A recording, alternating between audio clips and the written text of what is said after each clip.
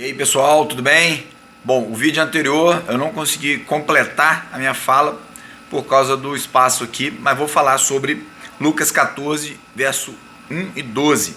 Falou o seguinte: certo sábado, entrando Jesus para correr na casa de um fariseu, para comer na casa de um fariseu importante, observavam-no atentamente. Então Jesus disse ao que tinha convidado: quando você der um banquete ou jantar, não convide seus amigos, irmãos ou parentes, nem seus vizinhos ricos. Se o fizer, eles poderão também, por sua vez, convidá-lo, e assim você será recompensado. A grande questão aqui é que Jesus está ensinando sobre o desejo ou a intenção nossa de sermos recompensados. No vídeo anterior eu falei sobre nós fazermos os sacrifícios a Deus, pensando em receber de Deus alguma coisa, mesmo que seja o perdão. E não há nada que possamos fazer para receber de Deus alguma coisa. Por quê? Porque o que Ele nos deu sem cobrar nada de nós. Por quê? Porque não tem nada que possamos dar a Deus que venha a ser o que Ele não tem, ou que Ele precise, ou que venha alegrar ou contentar Deus de forma como se Ele precisasse de alguém fazendo alguma coisa para motivá-lo. Então não. O que Jesus está falando é exatamente isso. Quando você tiver que fazer alguma coisa para alguém, faça para alguém que precise. Porque se você convida alguém para sua casa para comer, sabendo que depois ele vai te convidar de volta, e aí levando o que os coaches hoje ensinam sobre a reciprocidade, de nada vale, você já recebeu a recompensa, que é o quê? O seu companheiro, o seu amigo, a família que você convidou na sua casa, também convidou você. Então, não é isso que Jesus está ensinando. O que Jesus está ensinando é: convide aqueles que não tem como retribuir para você. Por quê? Porque assim nós recebemos de Deus. Deus nos deu o perdão, nós não temos como pagar a Deus o perdão. Deus nos deu a graça, nós não temos como pagar a graça. Deus nos dá uma vida, um respirar, um amanhecer novo, nós não temos como agradecer a Deus por isso. Então, faça ao próximo aquilo que você quer fazer por ele, sabendo que ele não tem condição de retribuir para você. Tudo que façamos sem pensar na recompensa, tá ok? Então eu concluo aqui a semana 50, que eu li Lucas 14, e aí agora vamos para a semana 51. Eu só aproveitei o espaço aqui para não ter que gravar um pedacinho de vídeo. Na semana 51 nós lemos Levítico 11, 12, Salmo 51 e Lucas 15. Olha que bacana. Nós aprendemos em Levítico 11 o seguinte, verso 1 a 3. Disse o Senhor a Moisés e a Arão: digam aos israelitas: de todos os animais que vivem na terra, estes são os que vocês poderão comer. Qualquer animal que tem casco fendido e dividido em duas unhas e que rumina. Deus, Jeová e Yahvé, introduz aqui ao povo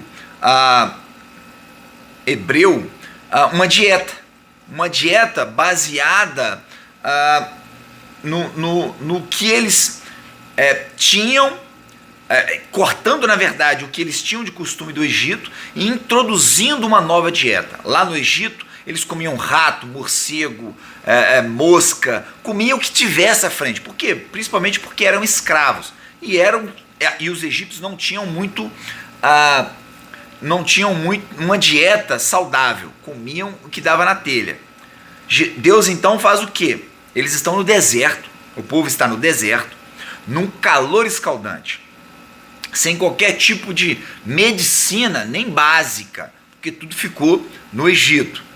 Então Deus começa a introduzir uma nova dieta para quê? Para que eles não venham passar mal.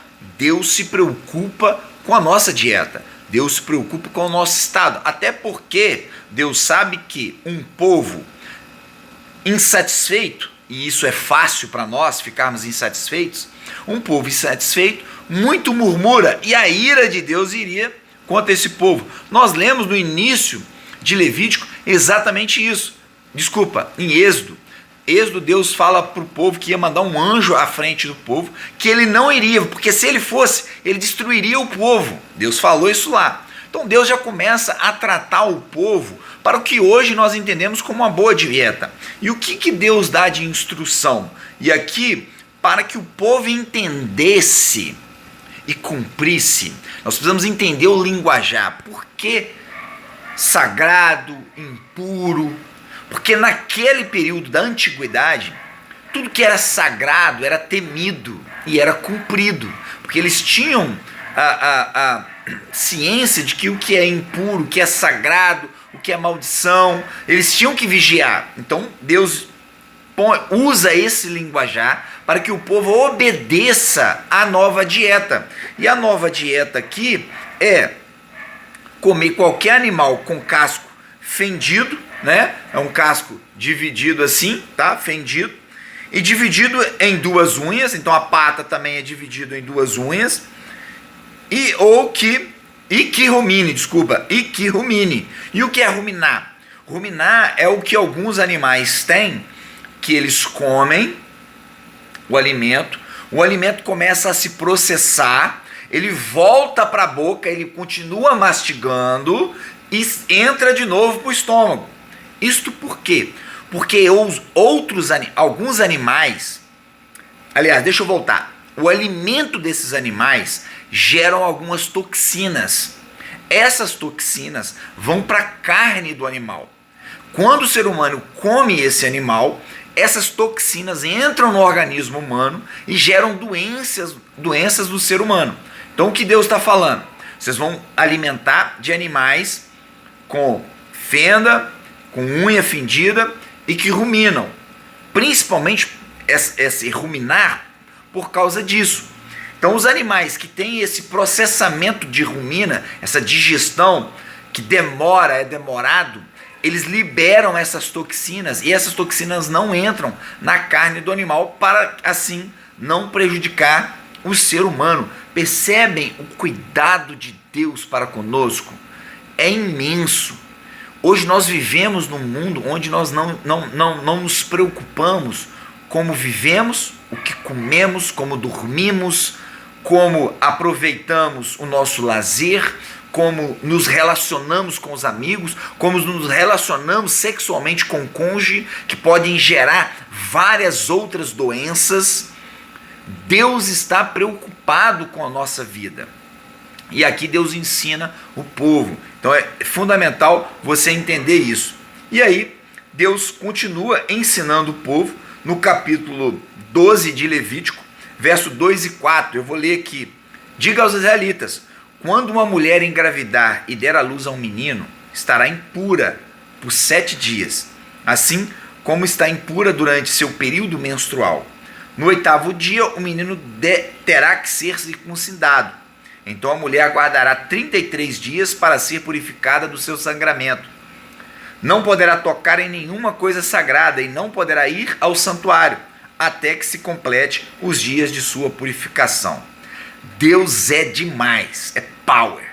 Porque isso que eu li para vocês aqui, nós estamos exatamente nesse momento da história das nossas vidas, vivendo uma quarentena. E o que Deus está implantando aqui é uma quarentena. Porque Deus fala para a mulher ficar 7 dias, depois 33 dias, são 40 dias de resguardo para a mulher. Isso por quê? E aí a gente faz a exegese, é fazer a pergunta contrária do texto. Quer dizer que a mulher não tinha 40 dias? Não, não tinha.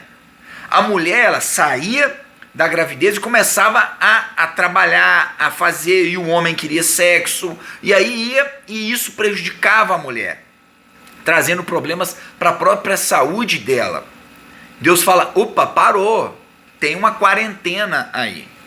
E no 8º dia o menino deve circuncidar. Deus dá toda a diretriz de como deve funcionar. Percebem o cuidado de Deus para conosco? O que a humanidade vive hoje, Deus deu há muitos anos atrás. Nunca na história houve-se a ideia de uma quarentena até Deus implantar no povo hebreu. Por que o Ocidente tem toda essa cultura? Por quê? Porque nós viemos do cristianismo, e o cristianismo vem do judaísmo. Quando nós falamos que Jesus dividiu a história, não é só o tempo cronológico. Jesus dividiu tudo no mundo, mudou a história da humanidade. Aqui Jesus está com cuidado com a mulher, mostrando para o homem, por quê? Impura, para o homem não ter coragem de tocar na mulher, porque senão ele ia tocar. Então fala que ela está impura. Porque se Deus simplesmente mostra: olha, isso não é muito bom, isso vai prejudicar a sua esposa, isso não é legal, o cara não ia respeitar. ia querer relação sexual e ainda mandar a mulher trabalhar. E nós somos assim, nós não nos importamos com o próximo. Mas Jesus se importa conosco. Então Deus se importa com o povo e começa a dar as instruções. Tá ok aí, pessoal? Ótimo, né? No 8º dia circuncida o menino. A circuncisão é a marca de Deus ao povo de Abraão, aos filhos de Abraão. Hoje, apóstolo Paulo vai nos ensinar que nós somos circuncidados em Jesus Cristo. Não precisa mais haver uma marca no corpo, mas uma marca no nosso coração, em uma mente renovada.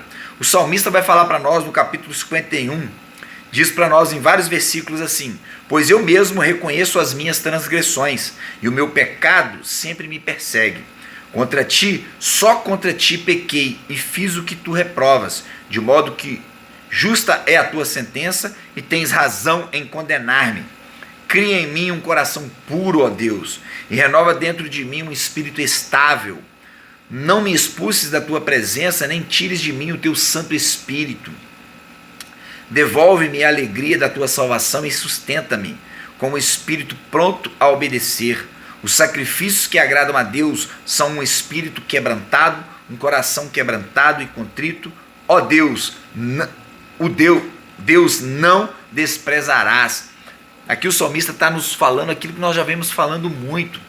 Nós merecíamos a morte, mas quem morreu no nosso lugar? Jesus Cristo. Jesus então nos deu vida, e vida em quê? Vida em abundância, tá bom? Basta termos um coração quebrantado, contrito, arrependido, para confessarmos como o salmista confessou aqui, que ele merece a sentença, porque isso seria o justo. E aí nós vamos ver Lucas capítulo 15, verso 1 e 2, diz o seguinte: todos os publicanos e pecadores, publicanos eram os cobradores de impostos, pecadores todos aqueles que não seguiam os rituais da religião judaica, estavam se reunindo para ouvi-lo. Mas os fariseus, que eram a religião da época, e os mestres da lei o criticavam. Este homem recebe pecadores e come com eles. Jesus nos ensina que não basta, não é bom que andemos somente com aqueles que se acham justos ou se acham bons, mas devemos andar no meio das pessoas que precisam de nós. Esses dias eu falei para um amigo que ele falou: rapaz, mas você está lutando as coisas na igreja, tal, desiste disso, larga desse negócio.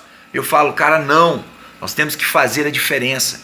Nós precisamos estar aonde as pessoas precisam das nossas vidas, aonde você é necessário. O que Deus transformou na sua vida, você tem colocado em prática. O que Deus tem te ensinado, você tem passado para o próximo. Você tem lutado para as coisas de Deus ou tem se acovardado, tem se ficado com medo e fugindo de resolver os problemas, de ajudar o próximo, de acolher o necessitado? O que você tem feito? Jesus pede para que estejamos no meio do povo, e no meio do povo fazendo toda a diferença. Queridos, fiquem com Deus. Próximo vídeo é o dia 52.